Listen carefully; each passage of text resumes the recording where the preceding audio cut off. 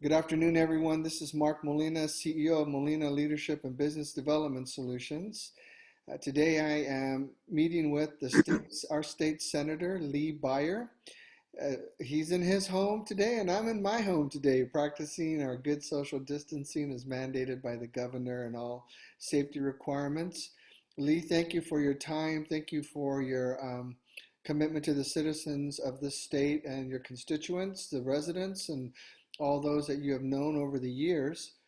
And for those that don't know you, that don't know your history, can you give us a bio of your service going back to when it all began? When it all began. Oh, we won't go that far. uh, yeah, I serve in the state senate, represented what's known as District 6, which includes, besides Springfield, it has most of central Lynn and Lane counties. So I have the university about that slice, but and then a lot of the rural areas going up north. So it's a big territory. This is my, I call it tour. It's my second tour in the legislature.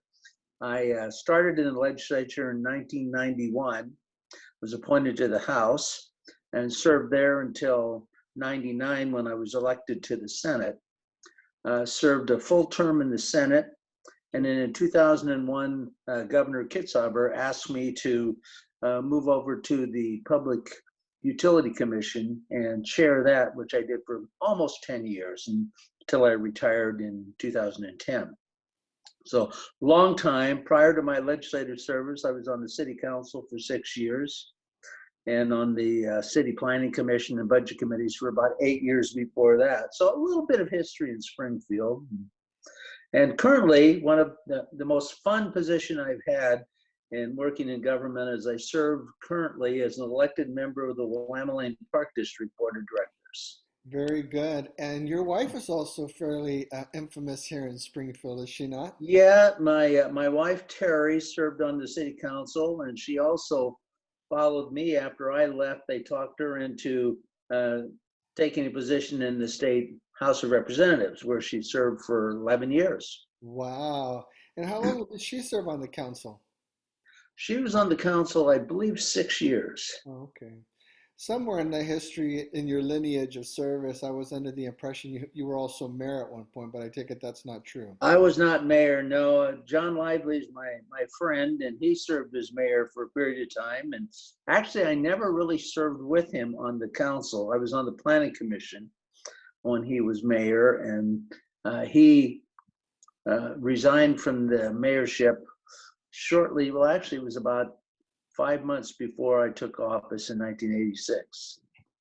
1986. In 1986, I was an active duty service member in Baumholder, West Germany, as part of the U.S. Army. Oh my! Yeah, long time ago. Yeah. But we're still moving forward. Now, what a time! What a time in our history, in the history of our society, in the history of our community, the Uh-huh. history of our nation and the world. I can't think of anything that has been this life altering, probably, other than what I learned about in school regarding the Great Depression and the struggles my grandparents on both sides told me about them trying to survive the Great Depression. And I remember my grandmother saying at one point that for a month all they had was a bag of onions. Mm. And so one day they would eat fried onions, one day they would eat raw onions, and then the next day they would eat onion soup, and then she would just keep rotating it out so that they would have a different texture to continue living. But what a interesting time for it's going to be a world story. It's going to be a Oh, world history story, and our kids will look back. Your grandkids, your children. By the way, congratulations on your new grandchild. oh, thank you. Welcome. And they're going to have, 5.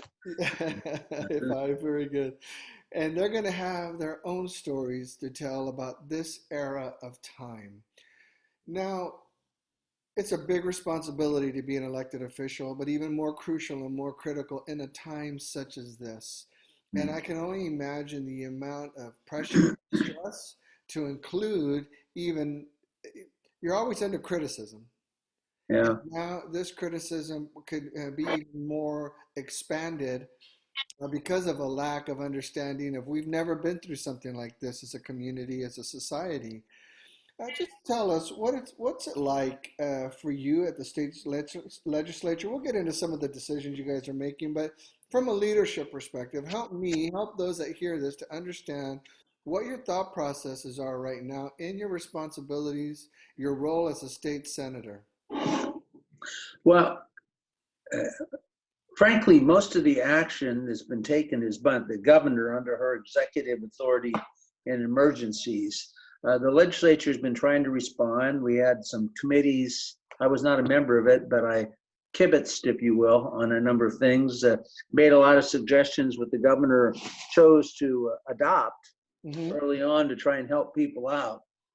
But mostly when I spend my time since it started here, it's, we're all self-isolating.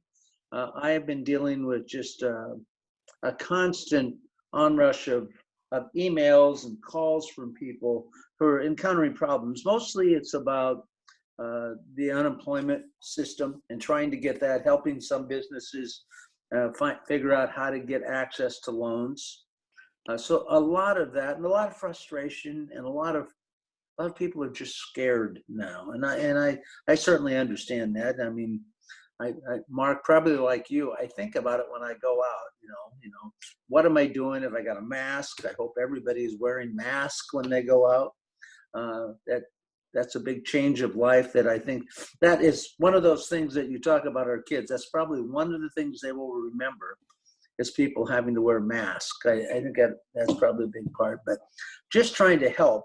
And now we're in the process of um, the economy is settling down on the state, and we're looking at having to deal with a reduction in funding for the state of about $3 billion. And so trying to figure out how do you do that in a fair way that you're still taking care of people. That I spent a lot of time on the phone this morning dealing with the human resources and healthcare sides. That's the area of the budget that I'm responsible for.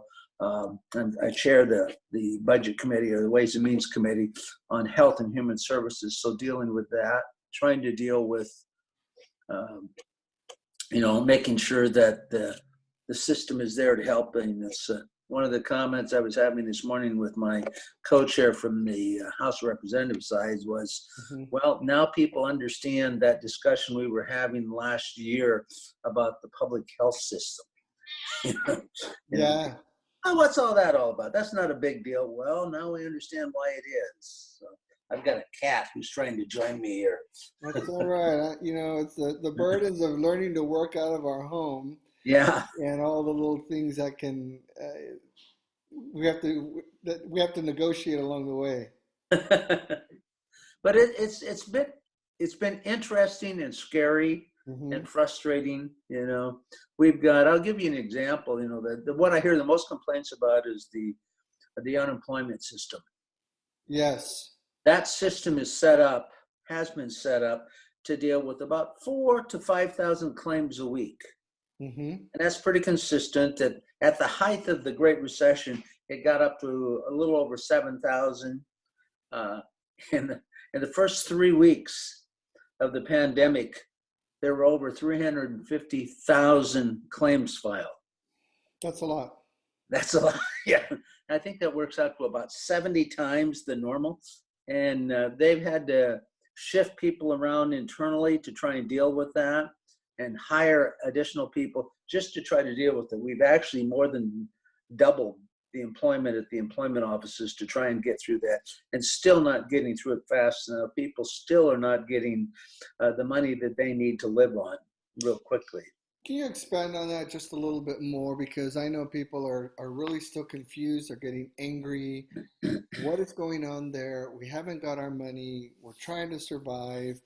How much expansion of employees, or how many employees have they added? How long does training take? Or is it just cross moving employees, cross pollinating from other internal employees?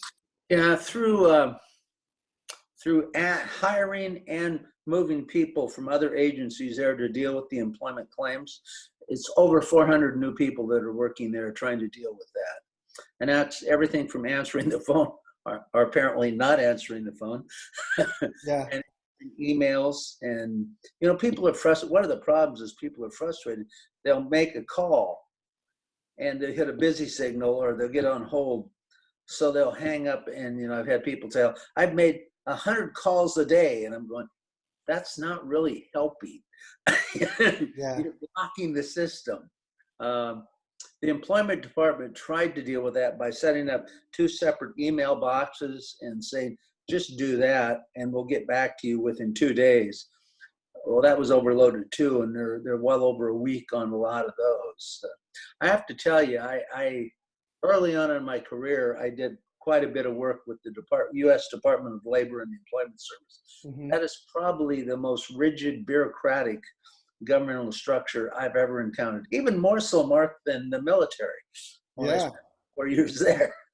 And it's guided largely by federal rules. And it's just very hard. And then we have a very antiquated computer system. As unfortunately, apparently, most of the states are in the same situation. So Hmm. it's just been very, for me as a legislator, I'm very frustrated that I can't get the answers that people need as quickly. So, I think that's really the challenge. I mean, I think at my level, the voters, your constituents, the residents here, we think it's just as easy as, well, our state senator Lee Beyer, he's just going to pick up the phone. He's going to take care of it. All our problems are going to be solved. There is no magic pill. No, I started out just sending a few of the claims directly to the director of the agency, knowing that I couldn't underload them with everything, but even that is not satisfying. And Hmm. for me, I'm just very fearful that we've got people who don't have the money to pay their rent, pay Yes. their food for their families. There's been a lot done for that, and Hmm. it's fearful. I mean, the governor's executive orders preclude any foreclosures or any kicking anybody out from rent or anything like that, but that doesn't make people feel bad. Yeah. You can't believe, Mark, the number of people that I've heard from that said, I've been working all my life, I've never applied for unemployment. Hmm. In fact, in most cases, I just moved from job to job and didn't even have to apply most of the time. Right. So this is a very new experience for whole bunches of people. So let's talk about that forbearance. So we know that, okay, you can't get evicted, you can't get thrown out of your home, or you can't get thrown out of your rental. Is there a plan in place in writing at this point, some form of policy that will help support both the landlords as well as the tenants or the homeowners with this back pay, this forbearance issues? Because uh, we had read, for instance, our lender and for our home said, if you need to use our forbearance, we're willing to offer you forbearance for this many months, but when the forbearance is over, it's all due on that day, period.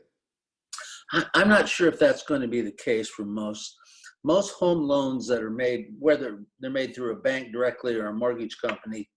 Most of them are end up being packaged and bought by 2 federal agencies, Fannie Mae and Freddie Mac. Hmm. And they have set a policy up, and this is national, this is nothing the state has done, that said they're not going to foreclose, they're just going to extend those. Hmm. But I don't think they've been very communicative about that. Congress, in the act that they passed called the CARES Act, they did have language in there about that. Hmm. But frankly, a lot of it is in congressional language, but it hasn't been clarified and communicated through guidance to banks or what have you. So it's confusing. It's confusing to me, and I assume if it's confusing to me, it's confusing to a lot of people. We do have some laws on the books in Oregon on bankruptcy, or not on bankruptcy, but on foreclosures. Mm-hmm. But I worked on and got passed in 2013 that says that a bank can't foreclose without setting up a meeting first, face-to-face with the borrowers, and seeing if they can work out a workaround plan. Mm-hmm. I suspect that what'll happen in a lot of these mortgages is they'll just get extended. Well, I was listening to. I mean, it'd probably be a small, even if there was a bump up in the interest rate, it'd probably be very tiny, and you wouldn't really notice it. Okay. Well, Dev Northwest has been doing every Tuesday. They've been doing some financial counseling on Facebook Live. Huh?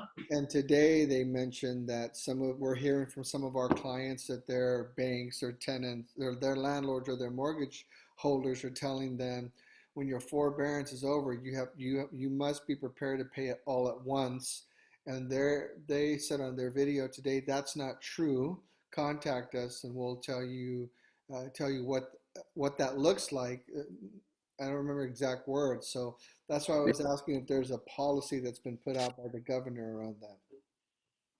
Well, there's been you can't, mortgages and leases, rental agreements are contracts. Right. And so the government cannot, under the U.S. Constitution, they can't void those. The only way you can void a contract is through bankruptcy. Mm-hmm. And if you put yourself in the position of the lenders, they don't need most all of those things to come do at once. Mm-hmm. So they're gonna want to work those out, and I suspect that the Federal Reserve and the Fannie Mae and Freddie Mac will work a lot of those out. That's not to say that there may not be a few independent mortgages out there that are not government insured that might have some issues, but I suspect, I don't know, I'm going to be clear, but I suspect that those will be worked out. Remember, we're just really still in the start of this thing. We don't know how long it's going to last. We don't know if it's going to come back. We're about to embark on the grand experiment of trying to reopen everything up again, Mm-hmm. and being very hopeful that we won't see a resurgence of the infection. What is the mood and the outlook, in your opinion, of the governor, her team, as well as our elected body, at least within the Senate, those that you have contact with at this time? I think the mood of the governor on down is we need to get the economy going again, and that's balanced with a concern about the safety of the public. When this all started, I mean, I think people don't give Governor Brown the credit she deserves. I get a lot of letters, emails from people complaining about how she shut everything down. Well, the reality is, if you look at what Governor Brown did in Oregon compared to what most of the 49 other governors did, she actually was less restrictive on the state than most governors are of both political parties. A lot of it was suggestions and guidance. Most of the retail has not been closed. I mean, if you really sit back and think about it, people think that it has been, but it hasn't. Most offices and manufacturing was not closed. Some of it, like a lot of our mills now, are shut down or cut back, but it's not because the government shut them down. It's because they filled up their warehouses and they have no place to sell their products. Right. So it's going to take a while to get out of that mindset.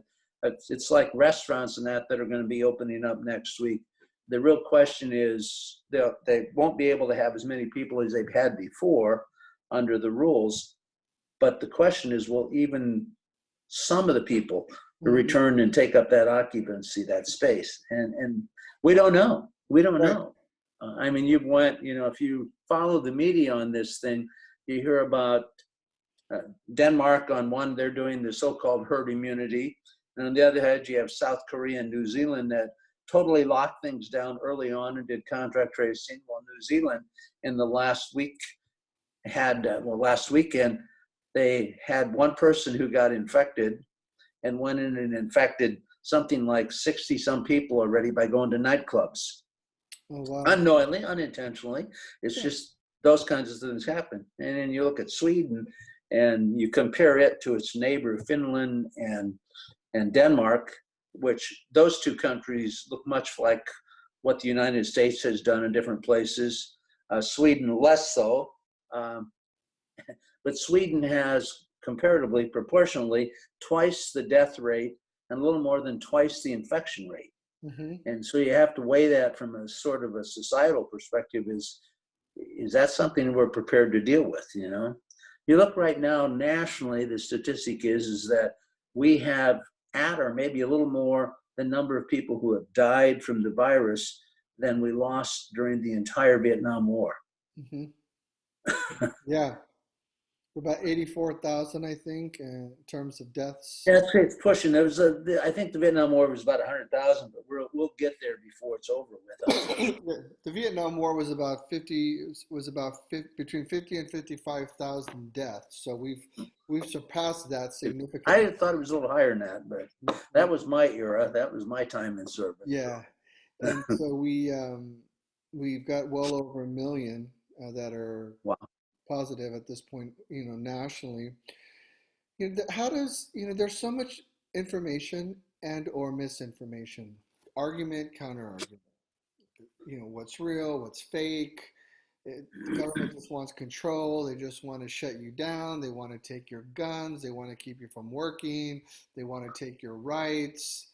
Can you talk to that just a little bit? What is going on at the state capitol around those? Why do they need to be afraid of that or not need to be afraid of that? Oh, I think absolutely not. I mean, the where you hear that the most, traditionally, if I can use it that way, is the government wants to take your guns away, and the Second Amendment, the right to bear them. That's never been true. That never will be true. I've always said that, it's registration limit on who can buy one. I mean, who can't buy one? Someone that has a mental health problem, or someone that has a history of felony, of use of weapons and violence. My own gut level on that kind of issue is a felon who wants to get a gun, someone who's committed to criminal activity, is going to find one anyway. Yes. Doesn't matter what laws we pass. More serious one on that kind of thing is making sure that people who are not mentally stable don't have a weapon where they're going to harm themselves or others. The others is usually members of their family. But there's always the fear. I mean, every time one of those shootings takes place in a school or a nightclub or what have you, gun sales go through the roof. I will just tell you that guns in American society are so much a common of society that they're always going to be there. And in the West, particularly, with people who are so into hunting that, we're never going to have a problem with that. You're just not going to, even if everybody, well, I don't know, everybody, if the legislature decided they wanted to do it, there would be open rebellion and it couldn't happen. On the other side, the people who want to control everything, a lot of the measures that you see proposed, and they come usually from urban legislators who are frankly reflecting the concerns of their citizens. Most of them are totally ineffective at stopping anything. So, it's a lot of argument about that. That's what I hear a lot. The most recent one on this kind of thing has been over the right of people to be vaccinated or not vaccinated. I was probably among Democrats in the minority last time when we were talking about that, and it was mainly around measles. My sense was that's a parent's right to decide whether they want to vaccinate their kids or not. But my comment was, in my opinion, there's no way in heck that I wouldn't have my children vaccinated. The risk is so great. But you're weighing those in the legislature of individual versus societal rights or protections. So those are hard issues. This one, I suspect we're going to have at the time we come up with the vaccine, we're going to have that whole idea again about my right not to be vaccinated. And it's this one of these things is a real killer. Hmm. So it's hard, sort of like you have a right not to, but when your right comes across and it's going to interfere with my rights, then we have a clash of rights. So the Oregon Health Authority, they are the primary resource for the governor, correct? Yes. And what is their makeup like, the construct of that organization? And who do they have on the leadership team with the governor? Do you know? Well, it's actually a fairly large mission that they have. They run the Oregon Health Plan, which ensures about almost 2/3 of all Oregonians in one way or another are uncovered through that. They regulate hospitals and medical providers. They, in partnership with the counties, they are the public health organization.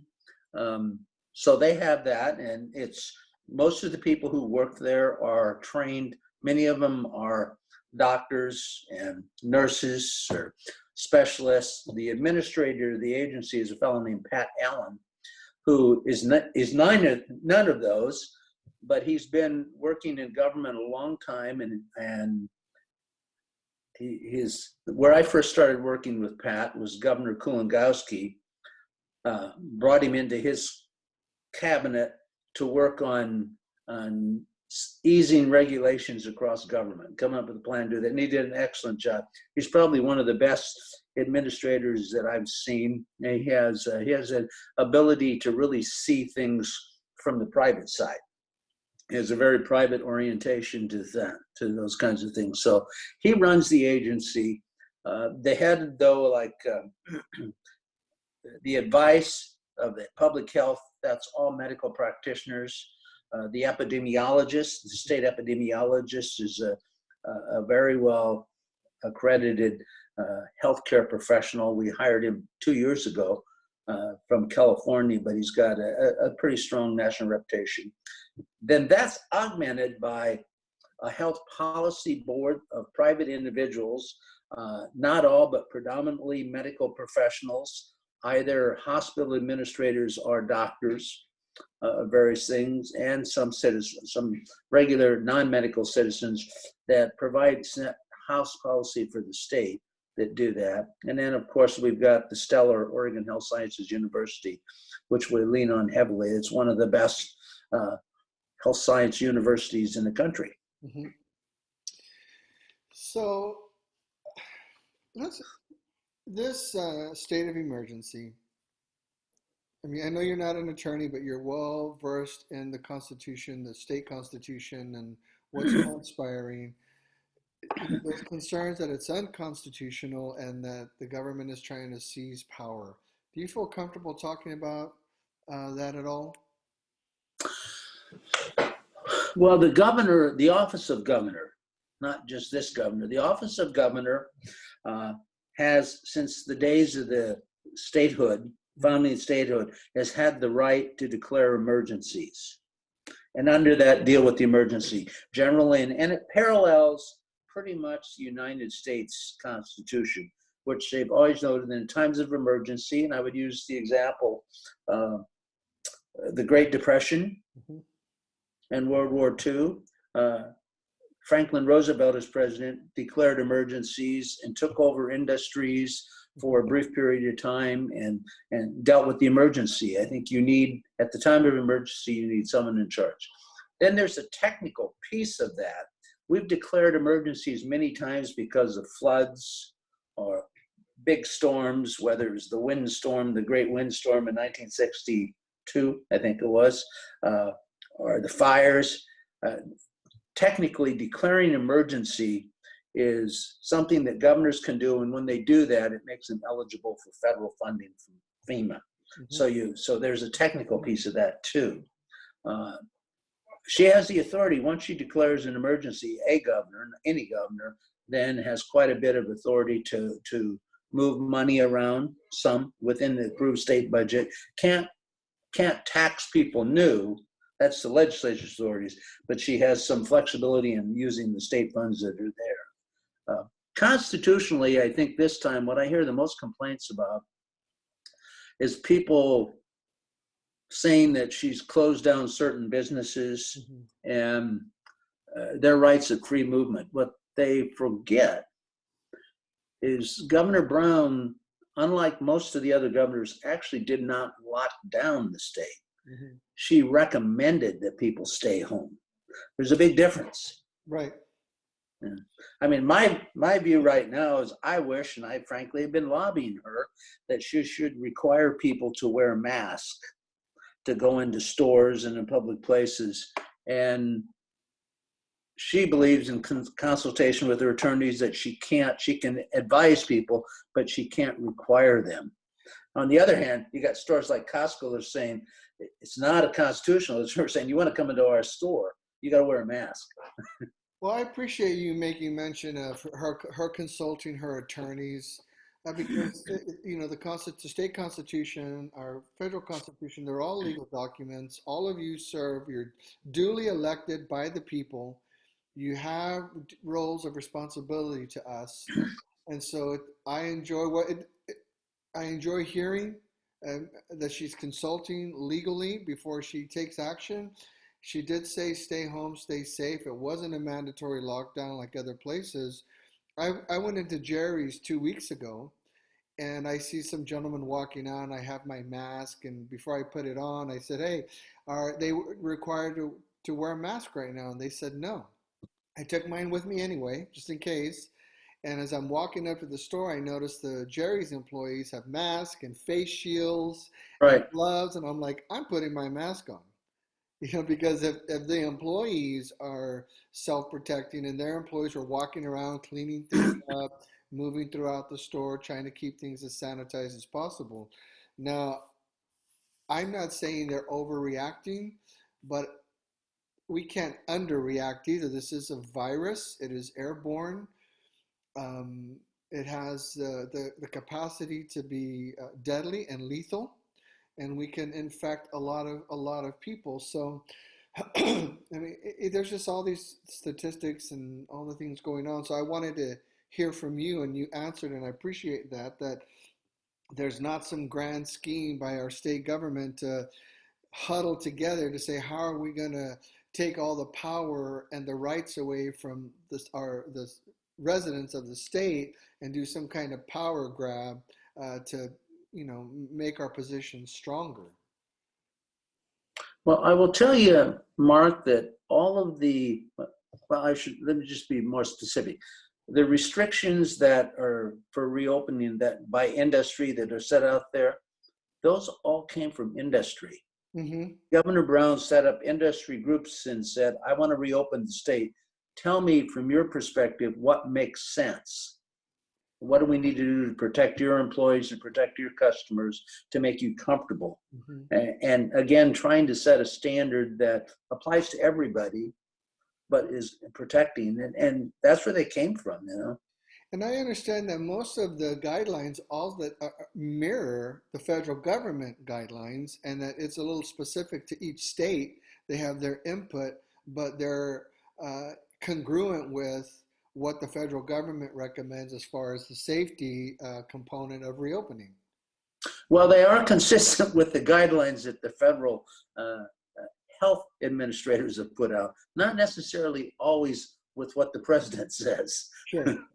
But there is federal influence, and it's not arbitrary. It's not necessarily a full, each governor state by state can just create its own Right. plan that doesn't take into consideration, as you say, the Federal Health Administration. I think we're seeing a pretty good example of it.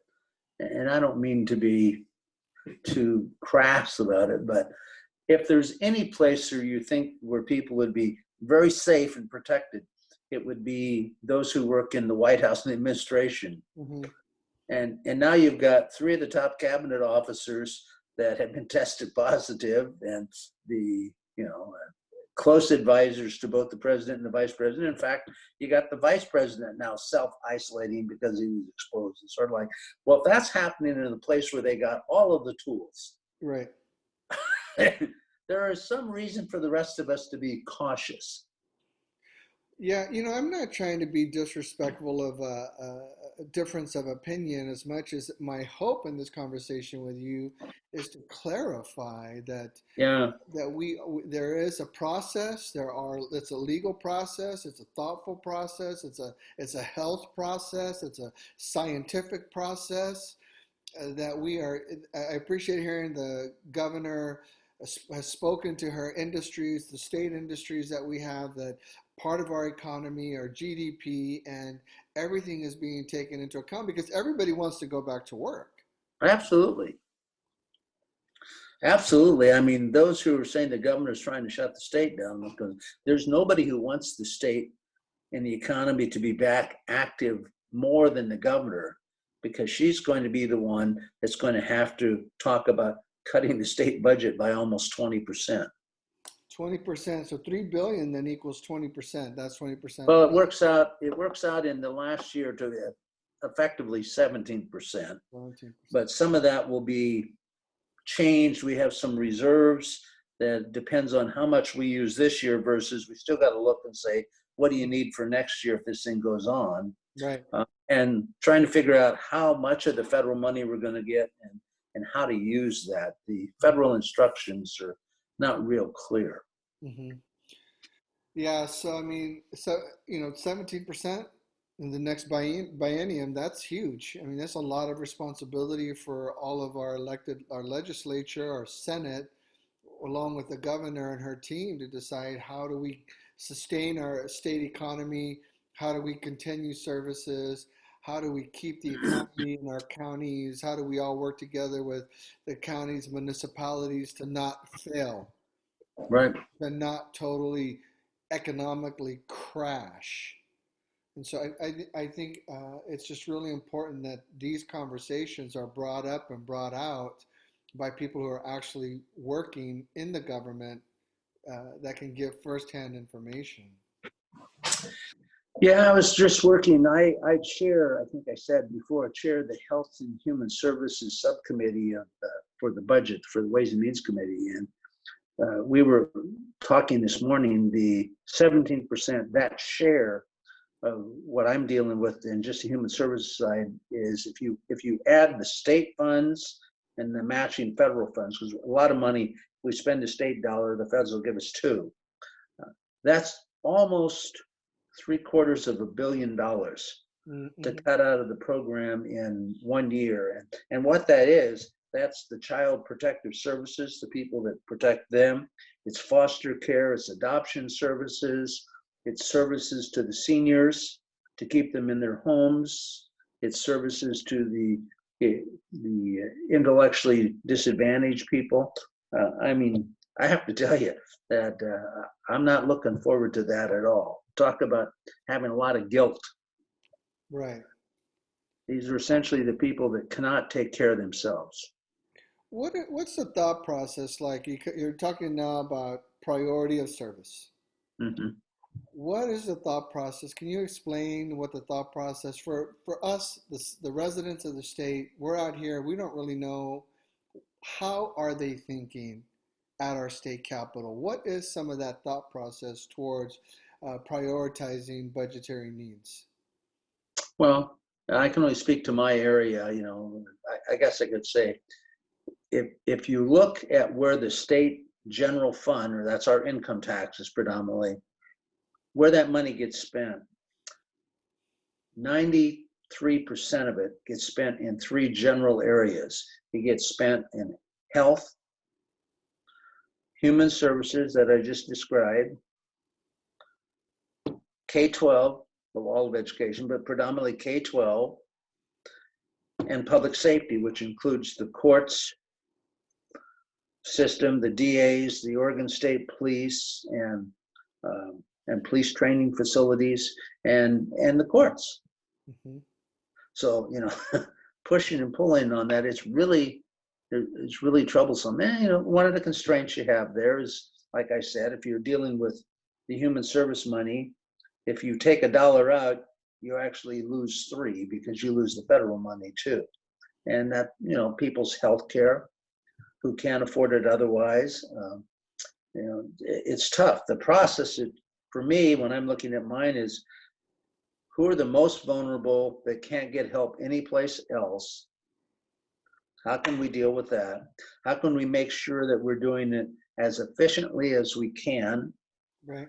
Most of the money is not spent it's not spent on state employees, it's passed through.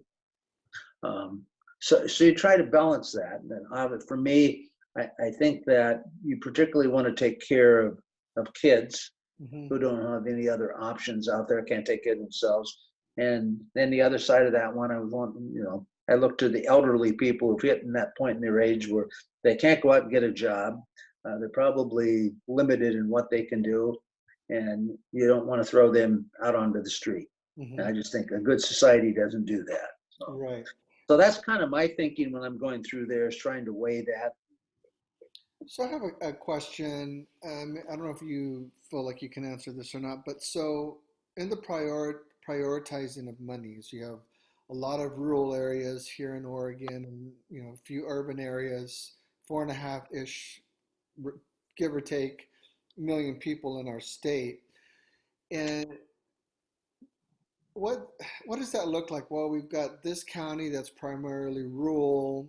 They don't have too many populations low, services are low, so they're only going to get 0.1%. And this county has 10 times the population, this much more requirement to function. They're going to get 1%. How does that work? Well, contrary to popular belief, the urban counties raise almost all of the tax dollars and actually pay for the services in the rural counties, because there's not enough income in those areas to do that. The other hand is they're very important parts of our state. A lot of our almost all of our natural resources out there. I always say people make a choice of where they want to live. And people who choose to live in rural areas choose not to live in urban areas. Right. So they don't have generally the same level of problems that we have in urban areas. I mean, you have more people there and you have more issues that come up. So you got a balancing of that, different perspectives a lot. There are more opportunities available in urban areas than there are in rural areas, so that's a trade-off. The rural areas more than get their share of public resources. Well, I think it's important what you just established, that the urban counties, they get their money through taxes, and their money raised helps provide for rural areas as well. Right. So it's not like rural areas are not thought of and there's no sense of application or thoughtfulness when it comes to ensuring that they're getting the kind of support that they need. Yeah. I'll give you an example. There are 197 school districts in the state of Oregon. Okay. They all get the same amount of money proportionally, because I used to say, it was like a thermometer. If you think of 197 thermometers, the legislature decides how much money each student will get, if you will. And we start out with taking the $5 that we all pay in property taxes that goes to schools. You fill up the thermometer, and then the rest of it, we fill it up, pour the pitcher out of the general fund. Well, that first level goes much higher in urban areas than it does in rural areas. Right. So you have that. And the other one is hospitals, rural hospitals, and that. They frankly don't have the volume and the people to serve that you do in an urban area. So you end up, it takes more money, more subsidy to keep those going. You also tend to have more older people and lower incomes in rural areas. So you just have to take care of that. And generally, we do a pretty good job of that. The roads, I mean, look how many, when you go out and drive in the country, look how many roads are out there that are paved. Yeah, that's a good point. let's talk about lottery money. Ah, Whatever happened to that? I remember when the lottery first came out 12 years ago ish. It was supposed to be the answer to a lot of our debt issues, school budget issues. How's that going? Is it working? If so, if it is, great. If it's not, why? Or where is it working? but well, one, there's a misconception about that. Okay. The lottery was passed by citizen initiative in 1983. I think it was 83. Yeah, 83.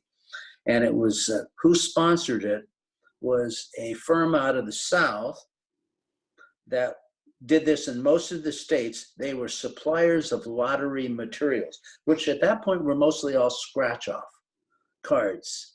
And they went into each state that had initiatives and they polled and said, what is it that people are most interested in supporting now? What they found in Oregon, because we were in the midst of the early 80s national recession, and in Oregon in the Northwest, it was restructuring in the timber industry. Mm-hmm. It was a very, very big change. They found it was economic development. So constitutionally, it was directed that the money would be spent on economic development. And people argued about that. That's all it got spent for. A lot of people said it's going to go to schools. Never was intended by the citizens to go for schools. And I believe it was 1989, then Senator Goldschmidt asked then Attorney General Dave Frunmeyer, what is the definition of economic development? And the Attorney General said, it is unspecified, and economic development is whatever the legislature decides it is.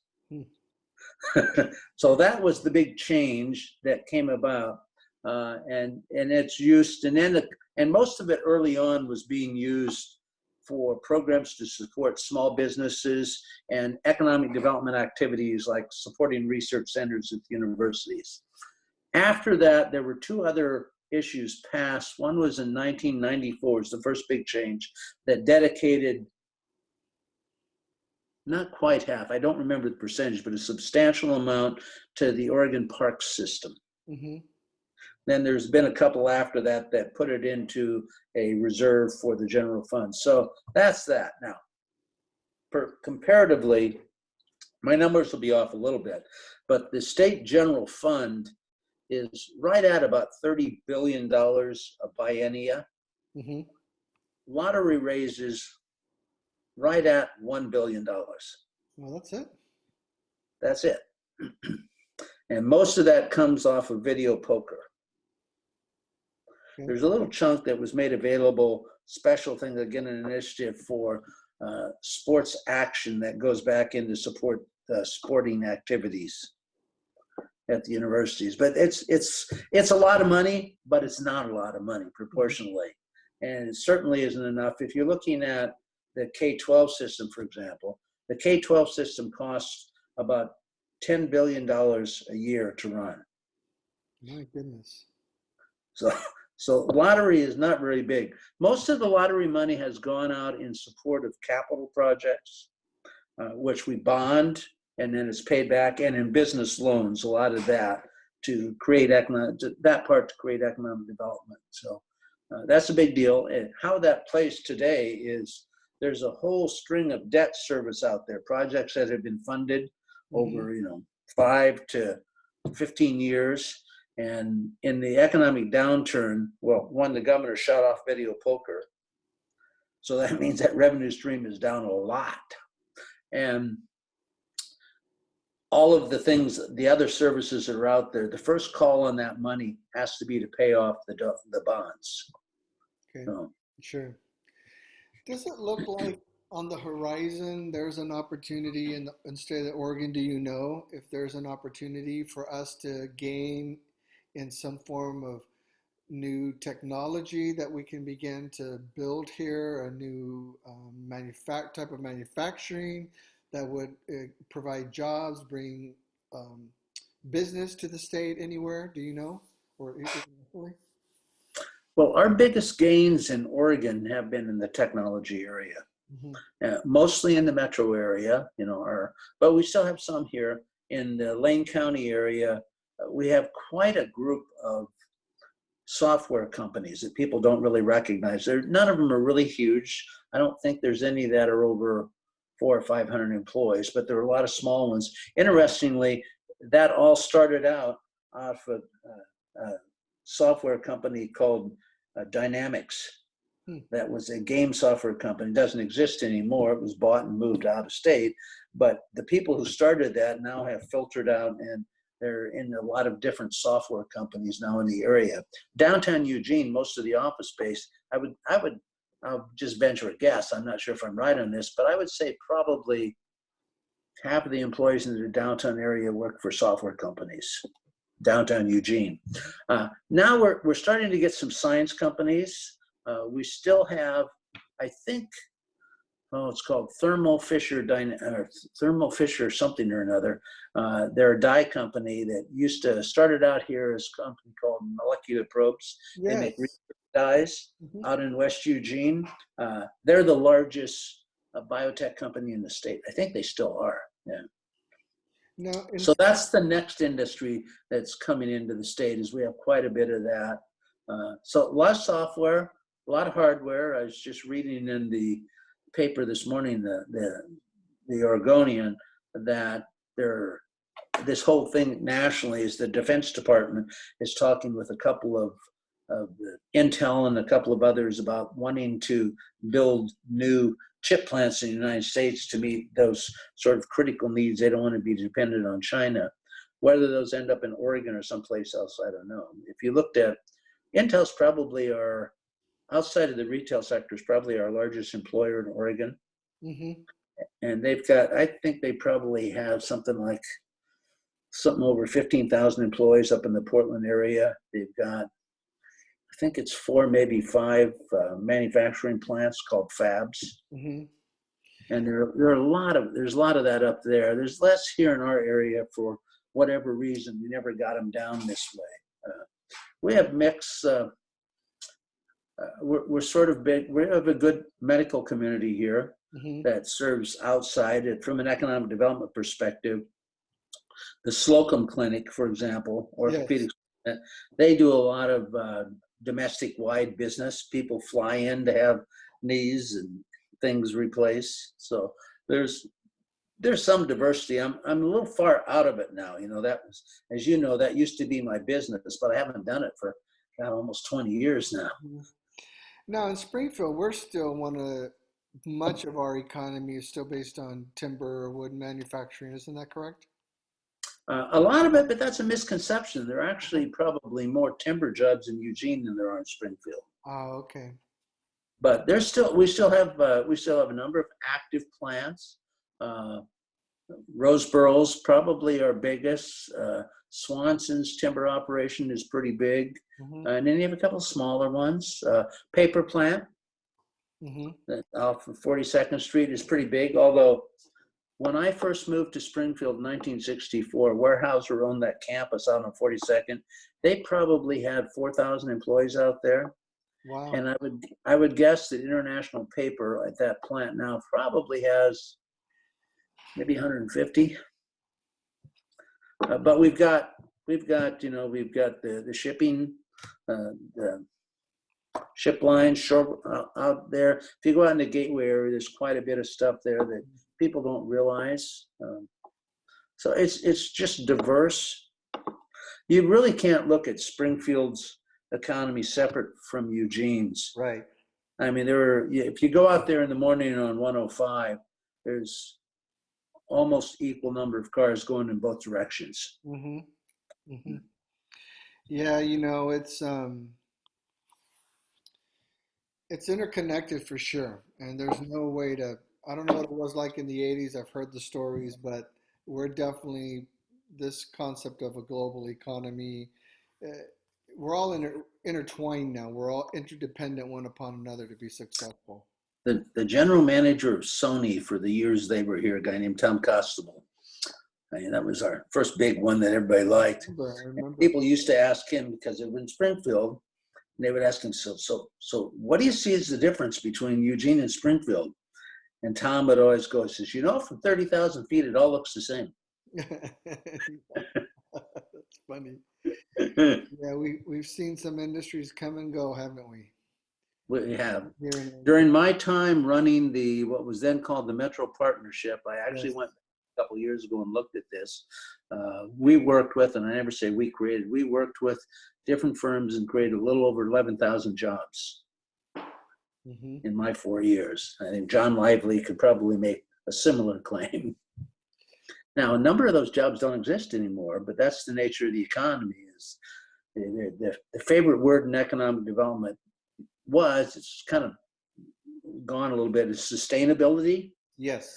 And I used to say, how many sustainable blacksmith shops do you see around? Yes. Well, Lee, I really appreciate your time today. It's really been a very useful conversation and helpful. I really appreciate your broad range of answers to very broad questions. Yet you were very specific. If anyone wanted to get a hold of you, anyone in District 6, or just anyone that sees this and wants to ask some questions, how could they do that? The easiest way is just to shoot me an email. Hmm. And the easiest way to do that, I used to try to give everybody the email address. And I say, just go on your web browser and type in Oregon Legislature, Hmm. click on the Senate, and you can click on my picture and it'll send me an email. Oh, very good. I It's didn't also know got that. a phone number there, but emails are usually the easiest way to get a hold. Oh, okay. And just before we log off, what would final words of encouragement or hope you would like to give to the residents, your constituents of District 6 and the residents of the state and those who will watch this? Oh, I think at this time, we're all in this together. We're hearing that a lot, but it's true. This is an unusual circumstances we haven't seen, but I think we're on the upside of it now. We were unprepared, but we now have the equipment. The medical professionals now know how to deal with the virus better. I'm pretty optimistic that we're going to come up with a vaccine soon. I think the economy will come back. I may be overly optimistic on that. It will come back. How quickly is the question? Right. But I think we have to, if we want to make sure that this all works, I'd encourage people to, practice reasonable social distancing, wear the darn mask when you're out there, and Hmm. you ought to think of it as a courtesy to others, not a protection for you. Just in case you have to be Right. unfortunate enough to have had that virus and didn't know it, you don't want to spread it. You don't want to be that South Korean guy that infected 60 people in one night. Yeah, and just because we've asked people the hope of being courteous doesn't mean that. And I want to say this, and I may get some hate responses for it, but we're not trying to take people's rights because we're asking them to be considerate and courteous because we don't know. That's exactly it. I mean, the reality that we know from this thing now is that you don't know when you're infected. You Right, don't know for 10 days in most cases. right, And during that 10 days, you very much can infect others. yeah, So, and there's a little bit of protection from wearing the mask too. sure. All right, very good. So for those who will see this later on today, we've had with us District 6 State Senator Lee Beyer. Lee, thank you for your time, the sacrifice of your time. I know you're a busy man. You've got another meeting as soon as we get off here. I do. My best to you and your bride, Terry, and your beautiful family and your new grandbaby. And we wish for you safety and all the best as well, and a spirit of cooperation for you and the other senators and those that are working hard to make sure that we're governed well and protected. Thank you for your commitment and years of devotion to the residents of the state. And thank you, Mark. This has been a fun discussion, and you're a great member of the community. You've found yourself in a lot of roles now, and I really enjoy seeing that. Well, I appreciate that. Thank you very much. Well, you take care now. You be safe, and we'll have a connection soon. Great. Thank you, sir. Bye now. Bye bye.